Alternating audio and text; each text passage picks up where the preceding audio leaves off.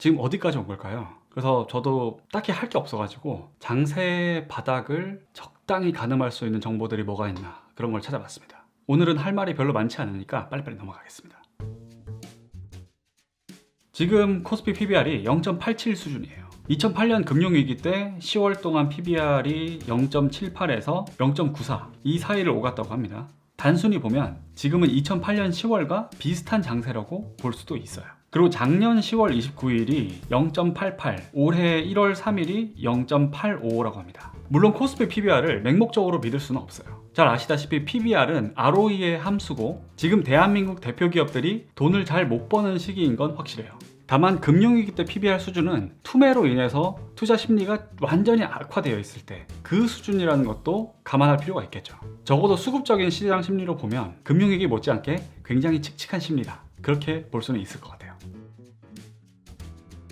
자, 두 번째, 코스피와 코스피 PBR을 달러 환율로 나눠봤어요. 일단 원화 약세도 이 시장의 불안 요소 중에 하나인데, 그래서 외국인들이 한국을 쇼핑할 때의 마음을 좀 헤아려 보자, 그런 생각을 했어요. 그래서 그날의 환율을 지수와 지수 PBR에 나누어 봤습니다. 5월 24일과 올해 1월 3일, 작년 10월 29일 기준으로 비교를 해봤어요. 일단 19년 5월 24일 기준으로 지수의 환율을 나눴을 때 1.721이 나왔고요. 1월 3일에는 1.745, 10월 29일에는 1.770이 나왔습니다. 그리고 코스피 PBR의 환율을 나눠봤어요. 근데 소수점이 너무 많이 나와서 한 1000을 곱해서 다시 숫자를 좀 만들어 줬더니 5월 24일은 0.732, 1월 3일은 0.744, 그리고 10월 29일은 0.780이 나왔습니다. 지금 지수 자체는 작년 10월 29일이나 올해 1월 3일보다 높은 수준이지만 환율을 감안하면 더 낮은 상황이라는 것을 알 수가 있어요. 그리고 제가 장세에서 바닥권을 가늠해 보려고 자주 참고했던 자료가 하나 있는데요. i투자에서 GDP 대비 시가총액 비율을 계산을 해줍니다.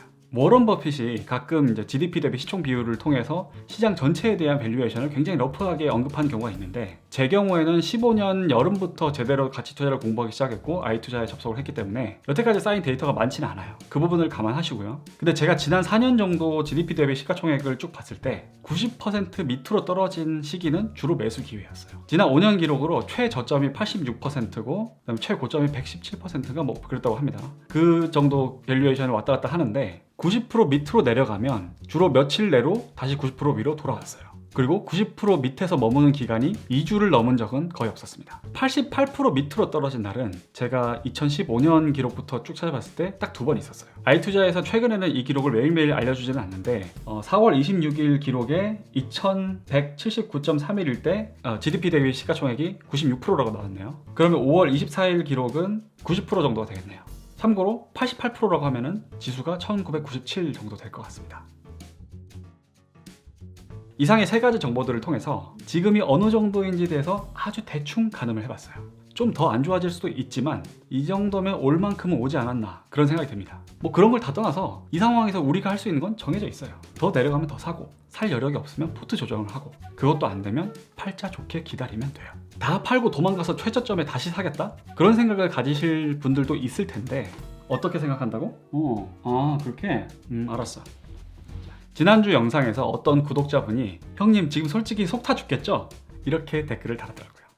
요 녀석 봐라 하면서도 의외로 중요한 포인트를 발견했어요. 기분이 나쁜 거랑 속이 타는 것은 별개의 감정이더라고요. 자, 장 전체가 빠져서 내 수익률이 나쁠 때 기분이 좋을 수는 없겠죠. 그런데 울적한 기분 정도가 아니라 속이 타는 기분이 든다. 그러면 가슴에 손을 얹고 생각을 해봐야 돼요. 혹시 내가 뭔가 잘못한 건 없을까? 우리가 가치 투자 철학을 믿고 가격과 가치에 괴리가 있는 종목을 찾았으면 시장이 더 빠지는 건 매수 기회죠. 이런 힘든 상황을 슬기롭게 잘 대응하면 계좌의 수익률도 더 올라가고 그보다 소중한 경험과 내공이 쌓이기 때문에 좋은 일로 보셔야 돼요.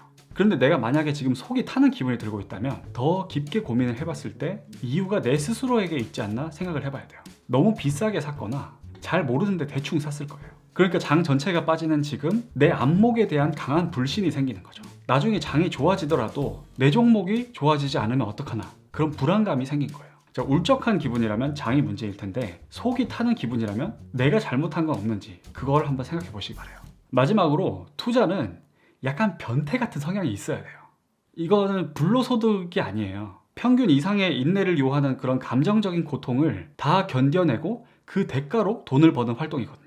앞으로 장이 어떻게 될까요? 다시 한숨 돌릴 수도 있고 좀 더 나쁜 상황이 올 가능성도 배제할 수는 없어요. 이럴 때일수록 이런 분들을 떠올리면서 마음을 다잡고 지금 제일 저평가되어 있는 경쟁력 있는 기업은 무엇인지, 지금 다 같이 안 좋은 상황에서 내가 우선적으로 보유해야 할 종목은 어떤 것인지, 그런 것들을 찾아서 공부하는 시간을 가져보시기 바랍니다. 저는 다음 시간에 뵙겠습니다.